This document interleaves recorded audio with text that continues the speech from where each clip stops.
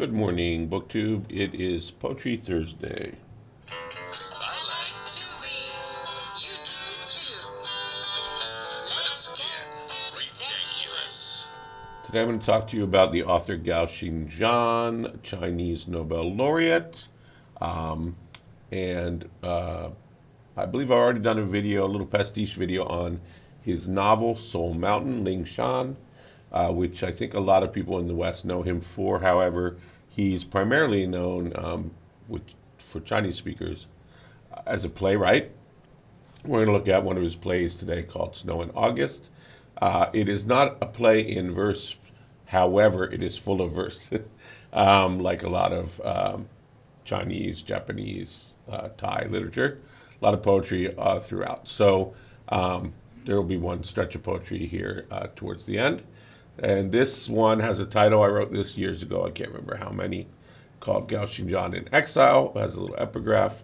If everything in life had to be verified, there would no longer be any point in living, nor would it be possible to go on living.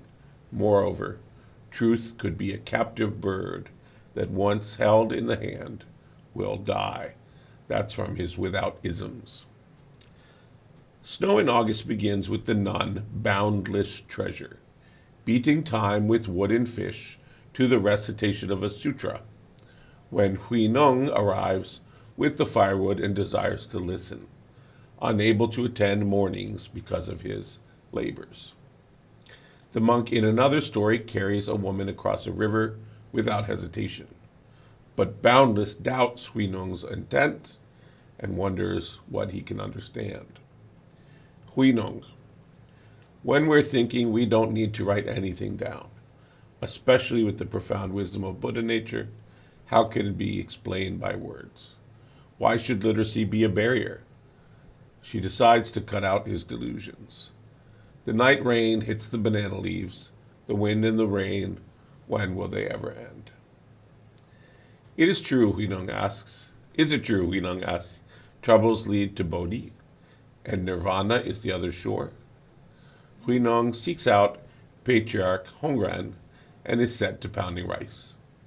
You can separate men into northerners and southerners, Hui Nong dares, but you can't divide Buddha nature into north and south. Barbarians are not monks, but what difference is there in their Buddha nature?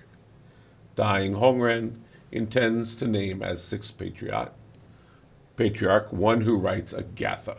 So the other reason I chose this story is because you have the interesting interaction there with the monk with a woman, right? And then mention of divided nature and undivided Buddha nature, and the patriarch, the sixth patriarch here, wants to. This is a historical story as well, true story, to promote his successor based on basically a poetry contest. Who writes the best gatha? It's a form of poetry. Shun Xiu writes on a whitewashed wall, the body is a Bodhi tree, the mind a mirror bright. Always wipe it clean and let no dust alight. Hui Nong asks what is written, but painter Lu tells him black earthworms. And Hui Nong bids him write, the mind is not a tree, nor the mind a mirror bright. Buddha nature is always pure. Where can any dust alight?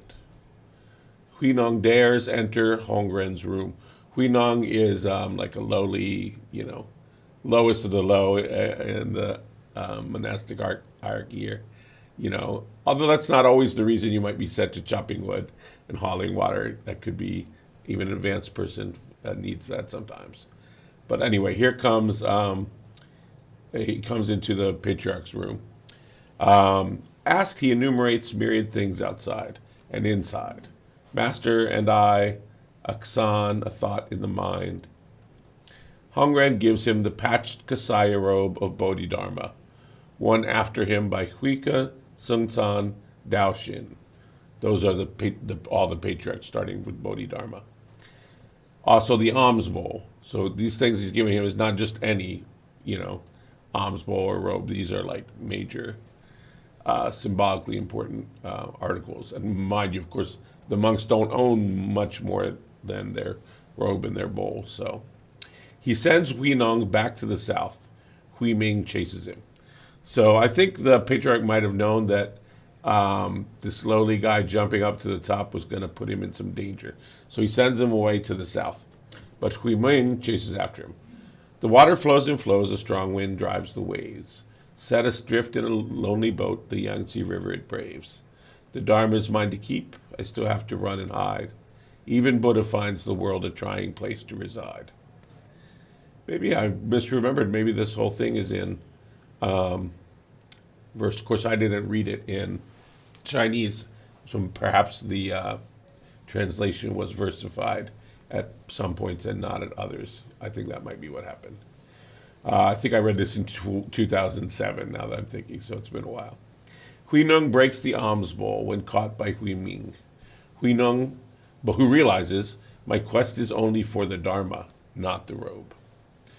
Huinong hides with hunters, but is discovered when he cuts through the debate of some Dharma nature temple monks over whether the wind moves or the banner, no creation, no extinction. Watching the rain and listening to my heart, Huinong sings, the hounds you drove to go after deer and roe, in caves and sheds of straw, to hunt was to live, a wild man in the mountains. They wanted to steal the Dharma, they wanted to hunt you down. Then like a bolt from the blue you are honored and hailed a teacher of heaven and men. Grandmaster Yingzong shaves Huinong's head and asks him to preach. Huinong simply tells the assembled he cannot read. He makes the novice boy Shen Hui, who has to pee, his disciple. Shen Hui gets the banga, or the baton, which is of office. So a lot of succession issues, which is, symbolically important too, right? Because we've had the succession of Buddhisms from the Theravada, moving out of India through Ceylon into, Thailand and whatnot, and then in another way into China becoming Mahayana. And then Huinong returns to the mountain and there offers a long sermon interspersed with wisdom from the sing-song girl again. Huinong expounds prajna of past masters, doctrines such as Rupakaya, the four Mahabhutas, solid, liquid, heat, movement, the five skandhas of form, feeling, perception, impulse, and consciousness. We are near the omnidramatist's vision of song, dance, dialogue, and martial arts. I would love to see these performed live. The Chinese theatrical tradition is much more than the voice. It's acrobatics. They're trained in singing, dancing, all kinds of things. But the sermon's essence is simple. Troubles are the same as enlightenment. The crowd approves, Shanzai, and offers the four vows. And the writer draws a circle on his forehead. The stronger sermon is Huinong's refusal to send his bones to the Dowager. It's pure land everywhere. He offers Guanyin, Maitreya, and his head. Building temples, almsgiving, and patronage are merely meritorious work, he explains to the imperial eunuch, but true merit resides in the Dharma body, not in the field of merits itself. Huinong's last words echo Shakyamuni Buddha's, seek not the Buddha from outside your own nature. He who does so is a big, big fool. Take care of yourselves. The tree on the mountain turns white, snow in the 8th month. And here comes the poetry bit. It occurs to me there's a fair amount of doctrinal stuff in here from an assumption about a certain knowledge of Buddhism that I had writing this, so I'm thinking I wrote it in 2012 when I was at the Berkeley Graduate Theological Union. I took a lot of my classes at the Buddhist Center there. So I think I might have written this for them, but do not worry, if you read the play, it's not full of doctrinal stuff like this so much as poetry and interactions with the characters and, a lowly monk promoted above everyone and on the run. It's good, fun stuff. So, and there are all the deeper levels of Buddhism in there, but you can enjoy it on many levels, which I hope I'll prove to you with this snippet of the poetry. Snow in August, how strange it is. Sao Mountain is quiet and serene. A beautiful shadow cavorts with the clear and crisp wind. Look at the snowy mountain top. There is meaning for us to know. In the green grassland, a place to seek out your thoughts. Look again. Even insensate stones think of moving and try to send us a little message. The way of heaven, they say, it's enlightenment. It is but one big mass of nothingness. Does a dog have Buddha nature? Water's in the bowl, clouds are in the sky. Act 3 is a single footprint, a koan. Who is circling around whom? Kung Fu splits a brick. The cat is cut who burns the temple. The answer is shoes on head. Where in the world is Buddha? Speak, master, under your feet. So another thing to say about this particular brand of Zen Buddhism is that there is a lot of sort of enigmatic sayings and mysterious phrases and things of that nature, which are meant to be understood only with great reflection and meditation, and understood then in a non-intellectual way. So if some of this seems like dust in the wind, remember there's no mirror for it to light on, according to Bodhidharma. All right, the writer pushes his pen, the butcher holds his cleaver. In health you enjoy a cup of tea. In sickness the drugs administer. There are many speakers besides the sing-song girl, such as the crazy flower monk. XINGJIAN uses poetry to evoke the names. So here's going to be a bunch of names and their meanings.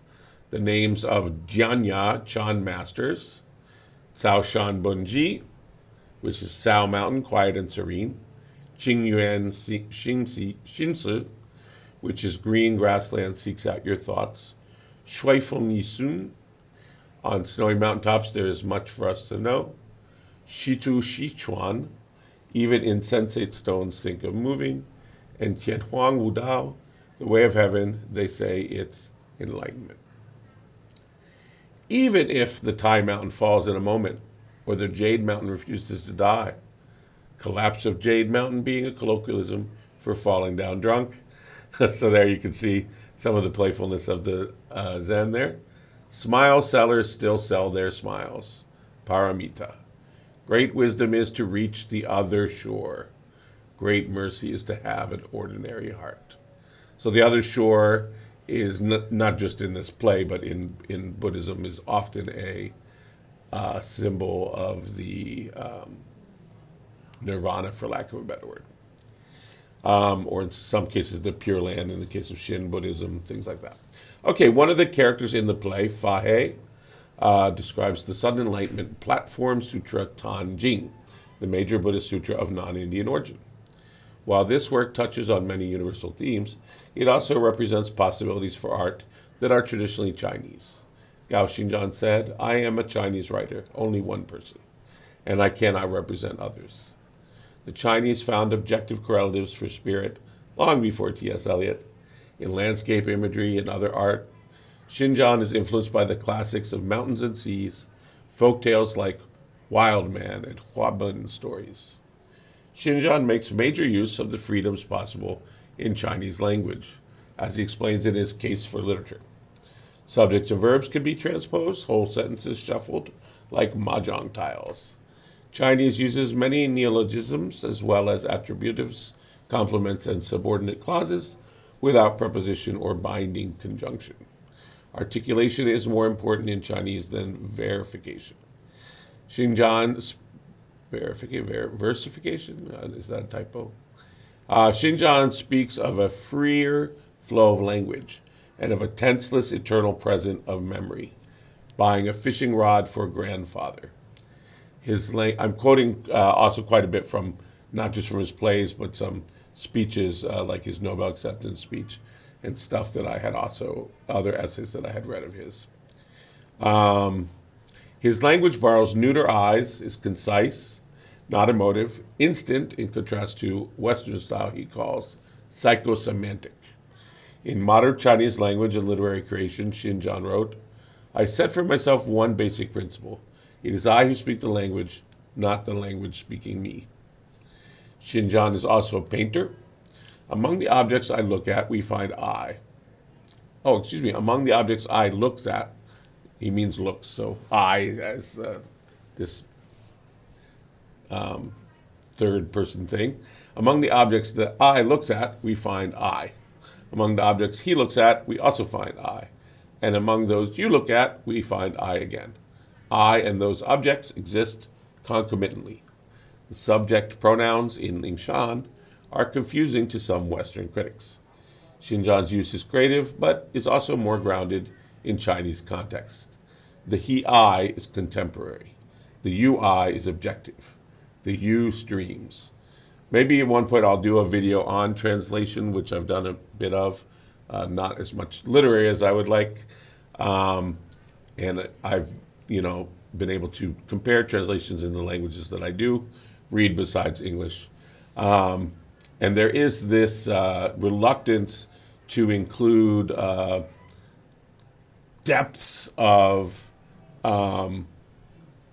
cultural allusions, etc., that might alienate the reader. However, what is lost if one doesn't, or if a text like this, which is meant to be in places mysterious, and you try to explain it all, you can see what it tortures the text. You can see what damage it does, and it would be like the world building, right? That's the world building in fantasy, right? All of the Chinese history and legends and Buddhism and things that it's talking about. You have to try to get some of that in there, even if it's overwhelming to the reader at some points. The reader is allowed to be at sea a little bit in translated works, I believe. Otherwise, you haven't done your job because you haven't fully painted this whole other mindset. Anyway, that's a long video. Perhaps I'll have it at some point. I just see a lot of strange comments on BookTube about translation sometimes. Okay, end of the little discussion here. While innovating, XINGJIAN makes full use of traditional Chinese theatrics. He has used the 6/5/7 rhythms of the midnight songs of Wu. Wu Yu is the language that was spoken in Suzhou, which is the first place I lived in China. And it's pretty much a different language from Mandarin, but with the shared written characters. So not just a dialect change. We use dreams, impressions, not the state itself. Dream helps solve Gong'an mysteries traditionally. You can see that in the Detective D movies. They're great. He makes full use of what Bakhtin termed carnival. Magic, mime, acrobats, and sideshow stilts. Also face-changing. XINGJIAN calls his actors tripartite and wills them spontaneous, able to see both the character and their self. His language is also a witness, he declares, in cold literature and one man's Bible. Critic Liu Zafu, notes an exile trope in GAO's story. To France, to Canton, where his father lost his post, to Soul Mountain, Lingshan. He also declares XINGJIAN's drama an attempt at self-salvation. All right, well, thank you for indulging what ended up being a slightly denser text than I had remembered.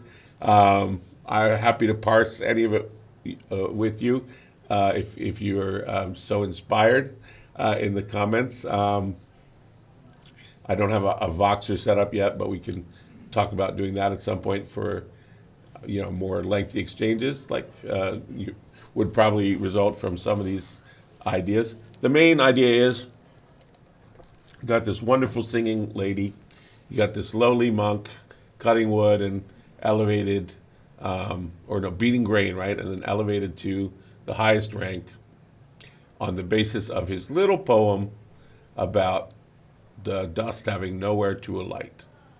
The mind is not a tree, nor the mind a mirror bright, but in nature is always pure. Where can any dust alight? I leave you with that thought.